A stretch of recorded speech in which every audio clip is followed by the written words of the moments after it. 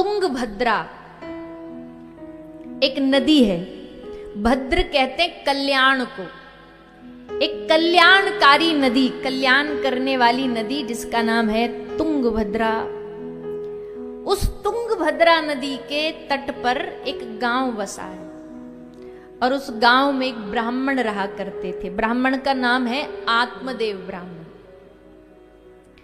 उस गांव में आत्मदेव ब्राह्मण रहते थे।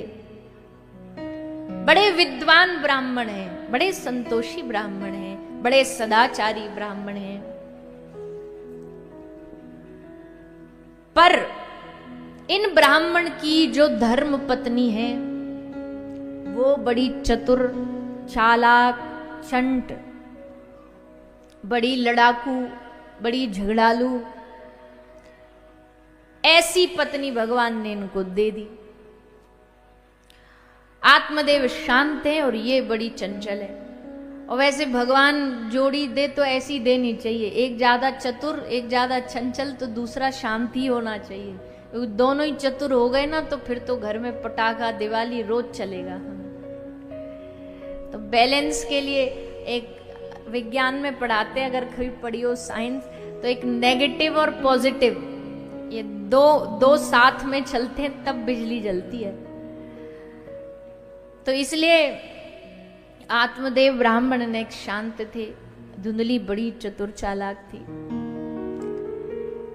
दिन भर बोलती रहती, सुनाती रहती। आत्मदेव बेचारे चुप रहते, शांत रहते, सुनते रहते। तुंगभद्रा नदी मतलब कि कल्याण की नदी। और कल्याण की नदी क्या है?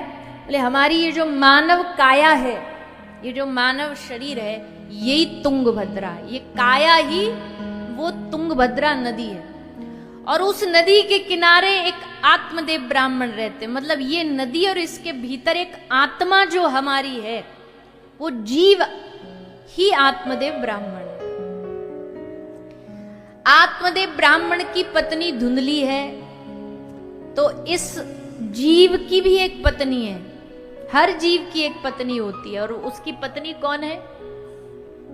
धुंधली। मतलब धुंधली का अर्थ होता है बुद्धि। हमारी जो बुद्धि है यही हमारी पत्नी है।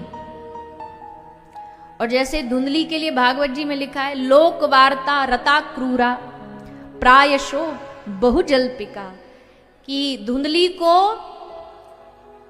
लोक वार्ता बड़ी अच्छी लगती थी। लोक वार्ता मतलब दुनियादारी की बातें करवा लो 24 घंटा कर लेगी, बड़ा मजा आएगा। कथा में आएगी तो नींद आ जाएगी, कथा में आएंगे तो फिर अरे राम राम राम, ये कहाँ बिठा दिया हमें, कैसी जगह बिठा दिया। लोक वार्ता कराओ तो लोक वार्ता मतलब संसार की बातें, निंदा, बुराई, चुगली, ये कराओ तो सोते सोते भी नींद खुल जाए। अगर कोई हमारे किसी दुश्मन की बुराई कर रहा हो और तुम सो रहे हो और पास में कोई उसकी बुराई कर रहा हो तो एकदम कान खड़े हो जाएंगे, नींद उड़ जाएगी। खड़े होके बड़े खुश होके पूछेंगे दोबारा बोलना, क्या बोल रहे थे, हम सुन नहीं पाए थे, नींद आ गई थी थोड़ी सी। तो लोक वार्ता में इस बुद्धि को बड़ा आनंद आता है, बड़ी रुचि आती है। लोक वार्ता, संसार की बातें, भगवान की बातें अच्छी नहीं लगती, भगवान की बातें तो बोरिंग लगती है। ऐसी ये हमारी बुद्धि है। ये बुद्धि संसार का विचार तो करती है पर ये बुद्धि भगवान का विचार नहीं करती। इसलिए ये बुद्धि संसार से तो जुड़ी है पर भगवान से नहीं जुड़ी है। लेकिन जिस दिन ये बुद्धि सत्संग करेगी विवेकपूर्ण प्रकार से, तब इसके घर एक सदपुत्र पैदा होगा। आत्मदेव महाराज बड़े संतोषी तो थे, पर एक जीवन का इनको बड़ा कष्ट था। घर में बालक नहीं हो रहा, संतान नहीं थी। तो आत्मदेव महाराज बड़े दुखी, बड़े परेशान। पुत्र नहीं होगा तो नरक से कैसे मुक्ति मिलेगी? क्योंकि हमारे शास्त्र कहते हैं कि पुत्र का मतलब होता है पुम नाम नरकात त्रायते सपुत्र। एक पुम नाम का नरक होता है, उस नरक से जो तार दे उसी को पुत्र कहते हैं, वही पुत्र कहा जाता है। तो अगर उसकी उद्धार की चाह है मन में, तो आत्मदेव ब्राह्मण को लगा घर में कोई संतान हो, पुत्र हो, कोई था नहीं। बड़े प्रयास किए, बड़ी प्रार्थनाएं करी, तब भी कुछ नहीं हुआ। हार गए और हार के मन में आया कि अब हम इस शरीर को त्याग देंगे, आत्महत्या कर लेंगे, अब इस शरीर को रखने का क्या लाभ। दुखी हो गए और नदी के तट पर जाकर के बैठे बैठे विचार कर रहे हैं कि शरीर को त्यागेंगे। तभी नदी किनारे एक संत भिक्षा मांगते मांगते वहां पहुंच गए। और वो साधु कैसे, जल में अपनी जो भिक्षा थी माधुकरी उसको लाते, जल में डुबाते और उसको डुबा करके पा लेते। अब पा रहे थे, इतने ही देखा एक ब्राह्मण बड़ी जोर जोर से रो रहा है। तो साधु आत्मदेव ब्राह्मण के पास गए और जाकर के उससे पूछा कि भैया क्यों रो रहा है, भोजन नहीं है क्या तेरे पल्ले, हमारी झोली वाला तू खा ले, हमारी भिक्षा तू खा ले, हम जो मांग के लाए, हम तो साधु बाबा जी हैं, मिल जाए तो बढ़िया, ना मिले तो बढ़िया, हमारा भोजन तुझे दे देंगे। तो आत्मदेव हंस के बोला कि महाराज घर में खाने की कमी नहीं है, पर घर में खाने वाले की कमी है। खाना तो हमारे पास भी बहुत है, जितना चाहिए आप हमसे ले लो, पर महाराज हमारे घर में कोई संतान नहीं है, इसलिए हम रो रहे हैं, इसलिए हम दुखी हैं। संत बड़े सिद्ध महापुरुष थे। संत ने आत्मदेव ब्राह्मण की थोड़ा देखा और देख करके बोले भैया देखो, बुरा नहीं मानना, पर तुम्हारे तो इस जन्म तो छोड़ो, अगले 7 जन्मों तक भी भाग्य में संतान नहीं है। हम तुम्हारी लकीरें देख के पढ़ के बता सकते हैं। अब जैसे आत्मदेव ने सुना 7 जन्म, रोता रोता बोला महाराज 7 जन्म की बात करते हैं आप, अगर हमको इसी जन्म में संतान नहीं मिली तो हम आपके सामने ही इस नदी में कूद के आत्महत्या कर लेंगे, या तो आप कुछ उपाय कर दो या हम आपके सामने मरेंगे।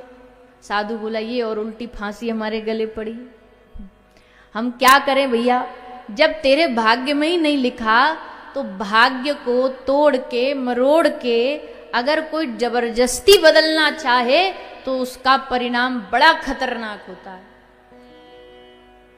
लेकिन आत्मदेव नहीं माना, और साधु तो भैया सहज होते ही हैं, दूसरे का दुख देख नहीं पाते। संत ने देखा ये बेकार में मर जाएगा, इससे बढ़िया चलो क्या पता भगवान कृपा कर दें। साधु ने आत्मदेव को एक फल दिया और कहा इस फल को भोग लगाना, भगवान का प्रसाद बना के फिर अपनी पत्नी को खिला देना, क्या पता भगवान कृपा कर दे। आत्मदेव तो बड़ा प्रसन्न हुए, लेके फल आए और अपनी पत्नी धुंधली देवी को कहा देवी लो ये एक फल है और इस फल को तुम खा लेना, साधु की कृपा से हम जो चाहते हमारे घर संतान हो जाएगी। धुंधली बोली रख दो, अभी काम कर रही हूं, कल खाऊंगी। अब रख दिया फल को। इसका मतलब क्या है? इसका मतलब है सत्संग से विवेक रूपी जो फल मिलता है ना, उसको तुरंत की तुरंत ग्रहण कर लेना चाहिए, कल पे नहीं डालना चाहिए। कल पे डालोगे तो फिर बीच में रात ही रात में कुछ ना कुछ ऐसा घटेगा जो आगे आप सुनोगे। इसलिए जो फल साधु की कृपा से, सत्संग की कृपा से प्राप्त हो रहा है, उस फल को तुरंत ग्रहण करो जीवन में। तो फल को दिया, देवी धुंधली फल को रख करके काम में लग गई, आत्मदेव ब्राह्मण भी काम में लग गए। अब धुंधली जब काम कर रही, काम करते करते उसके मन में 1000 प्रकार के विचार आ रहे हैं, 1000 प्रकार की बातें आ रही हैं। फल को खाने के बाद क्या क्या होगा वो सोच रही है, गर्भवती हो जाने के बाद कितने कष्ट झेलने पड़ेंगे वो सोच रही है। 9 मास तक मन मर्जी नहीं कर पाऊंगी, मन मर्जी भोजन नहीं खा पाऊंगी, मन मर्जी जगह नहीं जा पाऊंगी। अब बुद्धि तो बुद्धि है, बुद्धि का मतलब क्या? हमेशा उल्टा सोचना। कई बुद्धि ऐसी होती है वो हमेशा उल्टा ही सोचेंगी, वो सीधा सोच ही नहीं सकती, वो टेढ़ा ही सोचेंगी। चाहे कितना भी आप प्रयास कर लो वो टेढ़ा ही सोचेंगी। तो बैठी बैठी सोच रही है, गर्भवती हो गई, घर में आग लग गई, सब भग जाएंगे, मैं रह जाऊंगी अकेली।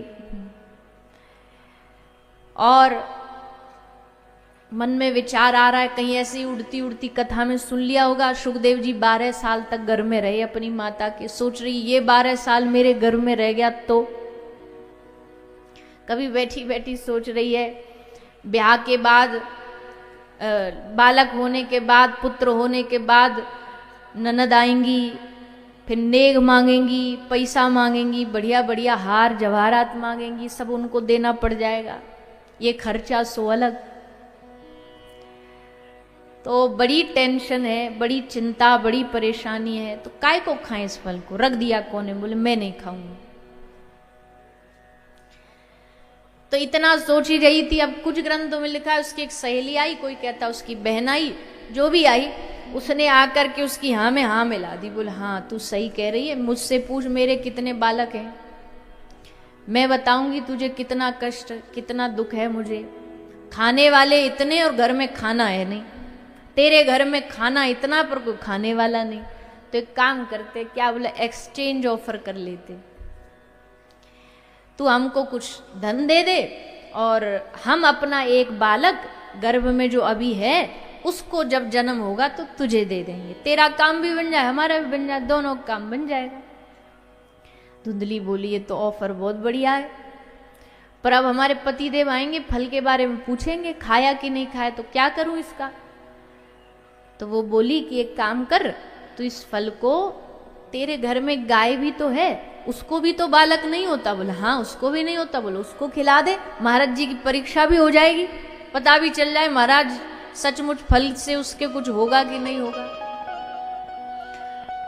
धुंधली बोली तो बड़ी अच्छी बात बताई तूने, फल ले जा करके गौ माता को खिला दिया। अब महाराज आत्मदेव आए, फल खाया? बोला हाँ खा लिया।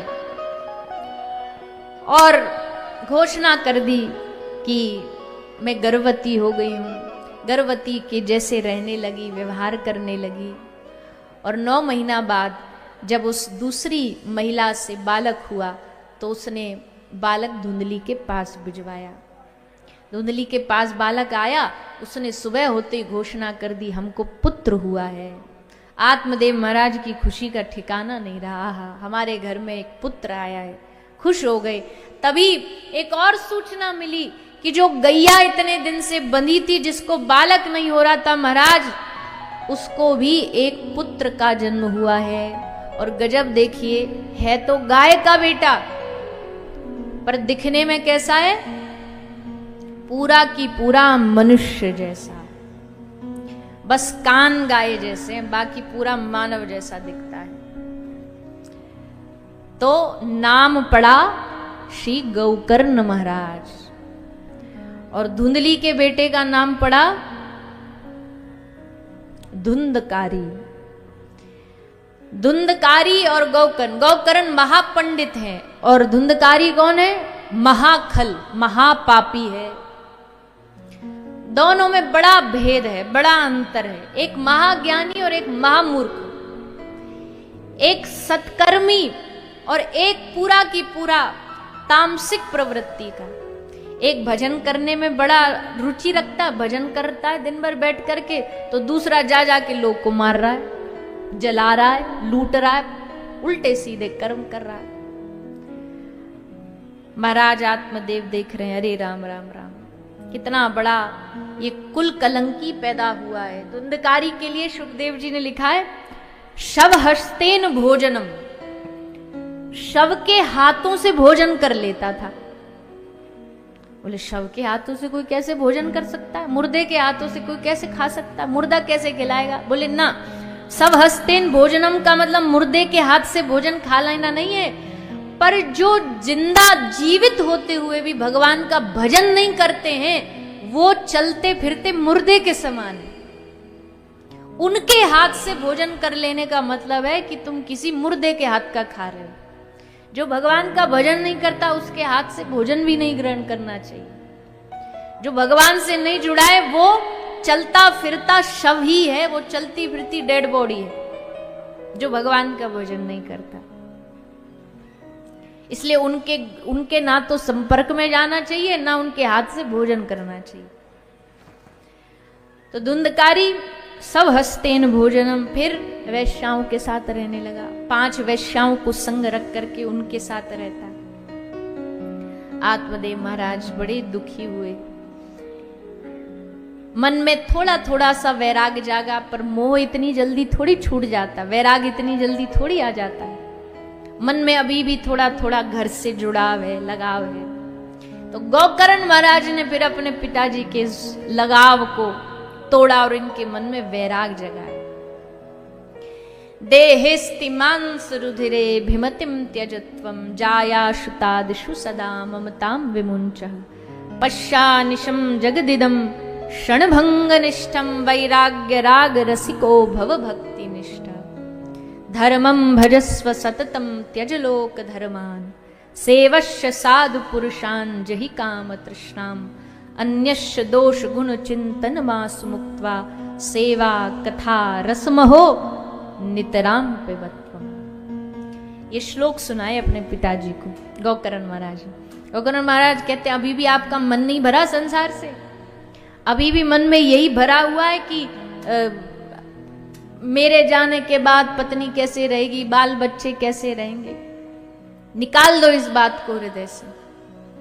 समय रहते ही वैराग आ जाना चाहिए, नहीं तो फिर जबरदस्ती भगवान कुछ ना कुछ ऐसा करेंगे कि संसार से मोह टूटे।